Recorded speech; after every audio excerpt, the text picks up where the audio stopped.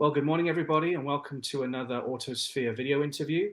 Today we have with us Chris Hill, Program Manager, Fleet Planning, City of Guelph, Ontario. Chris, welcome to the broadcast. Thank you, Hugh.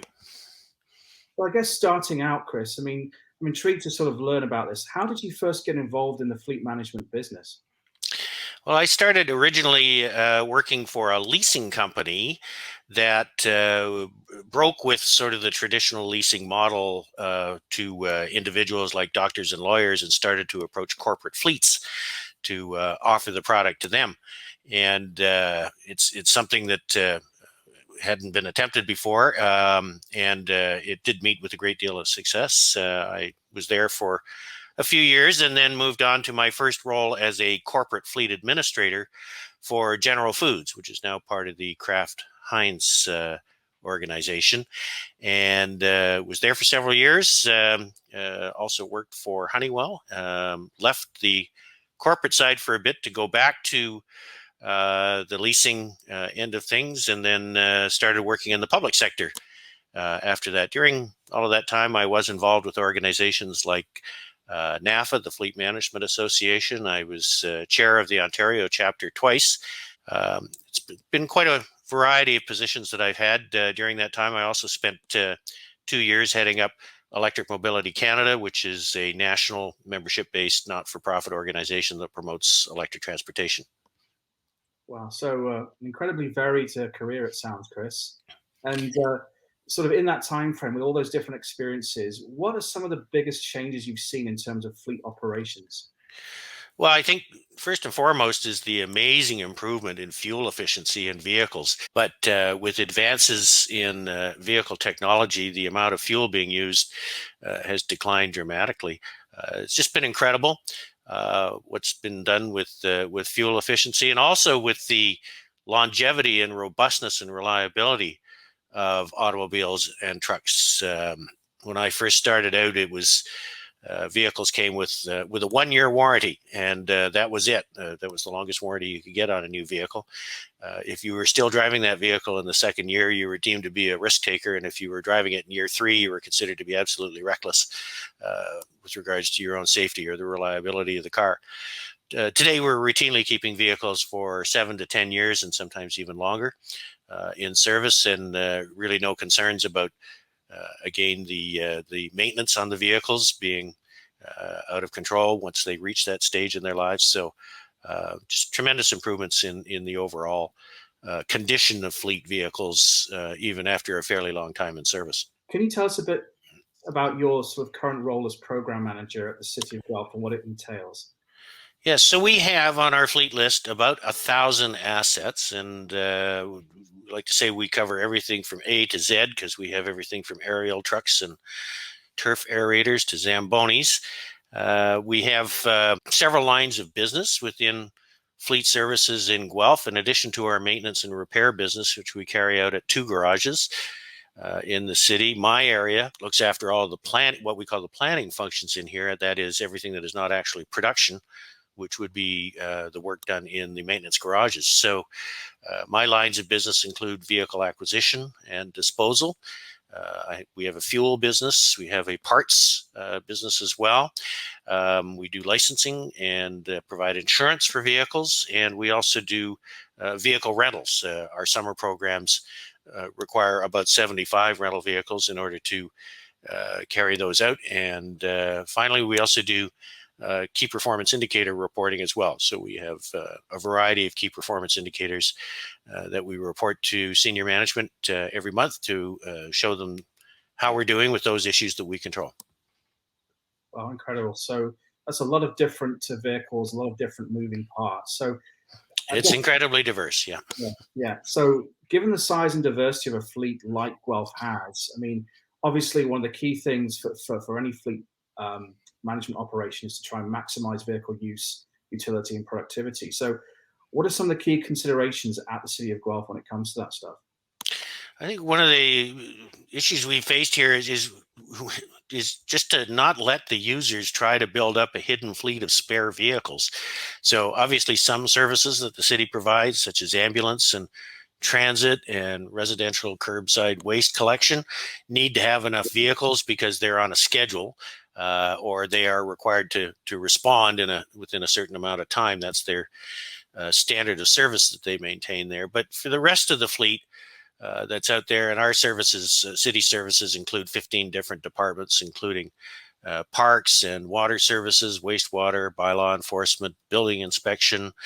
There's just a whole variety of other services that we provide that really don't require spare vehicles in order to carry out their business. Moving on, I think one of the things in talking about costs, obviously service and maintenance requirements are a big one for any fleet, because obviously you want to keep the vehicles operating and working as efficiently as possible.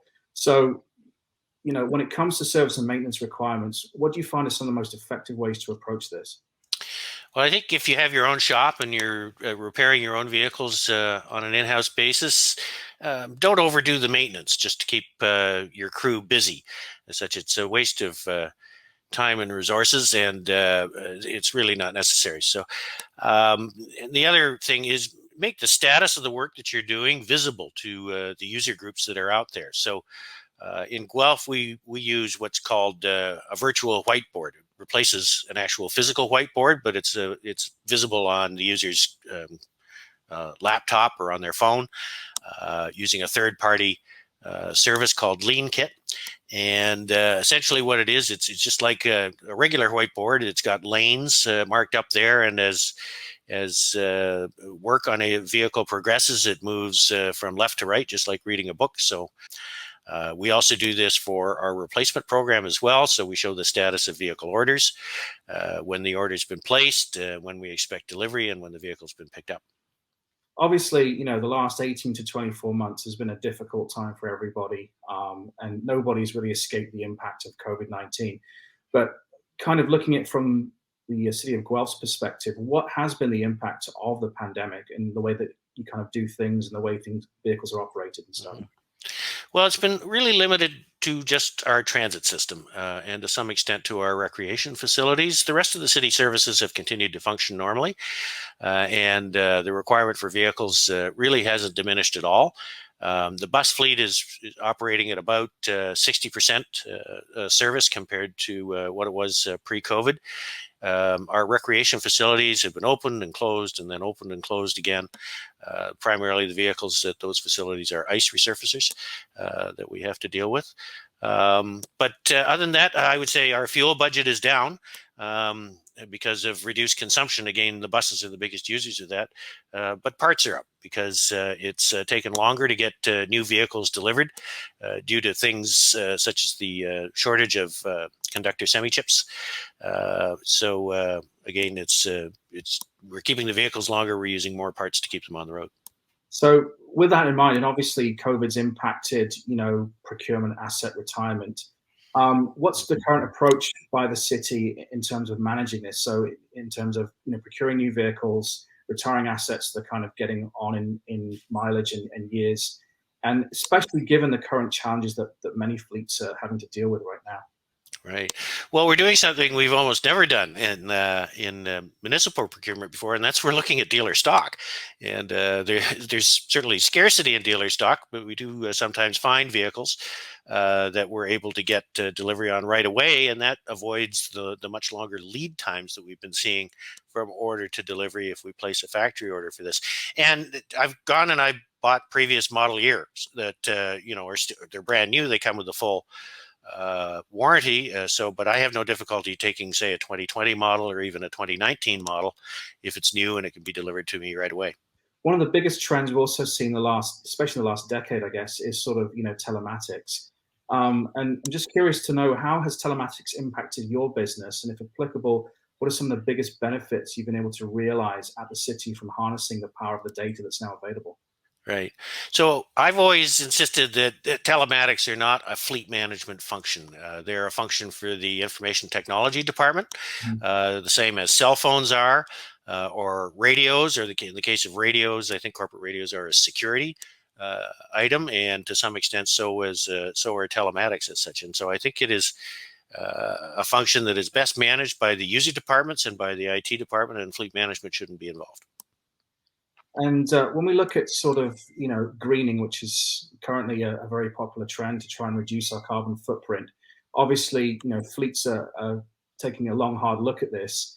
Um, what's been Guelph's approach to doing this in terms of like looking at strategies that are actually effective in kind of reducing carbon footprint, reducing emissions, and all this stuff? Well, Guelph won an award from Fleet Challenge Ontario and the E3 Fleet program for its greening program back in 2014. And we're continuing some of the work that was initiated back then, including the use of hybrid vehicles. We've been in hybrid vehicles for over a decade now, and we're starting to order pure battery electric vehicles as well. So we've got several on order. But the biggest prize for us is actually, again, in Guelph Transit, where we have 80 diesel buses in service. We currently have a procurement underway for up to 4 battery electric buses that we would hope to have delivered sometime next year and put into service. We did a lot of preparation for this. We spent 2 years gathering and analyzing data. We had a discovery team that included, besides fleet management, included, of course, the transit operations people and our corporate energy folks in our facilities division, because the first thing we need to do is make sure our facilities got the electrical infrastructure to charge the buses. So over the next 7 to 8 years, we actually have a goal of converting 65 buses from diesel to battery electric power. And it doesn't really stop with buses. Really, we think the longer range goal, if we can successfully electrify transit buses, is in the trucking fleet, both the trucks that we operate as a municipality, but also private trucking fleets as well in the Class 4 to Class 7 range, particularly with urban applications or return to base fleets. There's tremendous opportunity there to reduce really a sizable portion of greenhouse gas emissions if we can get those Class 4 to Class 7 trucks to be electrified. Sort of as we move forward, obviously, looking to the future, I mean, there's always a crystal ball question, right? What things going to look like the next few years. What do you see as some of the most significant developments happening as it relates to fleet management overall? Well, I think fleet management continues to evolve away from the control model or the control principle that many fleets have operated under, and more towards transferring control over fleet expenses to the people who really do have that level of control. It's to my mind, it's a mistaken notion to think that the fleet manager has the ability to control the major drivers of fleet expenses, which are the number one driver is the number of units in service, followed by the number of kilometers that are driven, and then the type of equipment that's in service. Again, we have a highly customized fleet because our various user groups are so diverse in terms of the operational requirements that they have. And there's no way that the fleet manager, for example, could say, well, I want to standardize the fleet to 3/4 ton pickup trucks. That's simply not going to work for an awful lot of users. So similarly, the number of vehicles that they have out there is well beyond the fleet manager's control. It's not the fleet manager's business, for example, to dictate how garbage is picked up in the residential collection program. Okay. Chris, while we've got you on the interview, any final thoughts regarding fleet management? Yes, I think fleet managers still need to keep in mind what sort of strategy they're going to use in order to deliver their services. And I've found that there's really 3 that can be considered for fleet. The first is focus and manage, and that is, do everything you can to build a high-performance service organization that allows your organization to deliver their product or service better. The second option would be to consider outsourcing for mixed fleets that have both light and heavy-duty vehicles in their fleets. There's really not a lot out there in the way of outsource opportunities. We've got fleet management companies who are doing light duty vehicles, and we've got specialty companies that are doing heavy duty vehicles. But I don't think anybody's doing both. And we have had some talks with some of the larger fleet management companies recently, and haven't been able to find the cost savings necessary that would provide a compelling case for outsourcing. And then the third option would be to return it to the users and let them manage their own vehicles themselves. The difficulty there is they often don't have the fleet management capability or the experience in order to do that. And it's a difficult process to untangle all of the fleet management functions that were formerly done centralized and have them reproduced in the user group. So I think that the primary issue is focus and manage.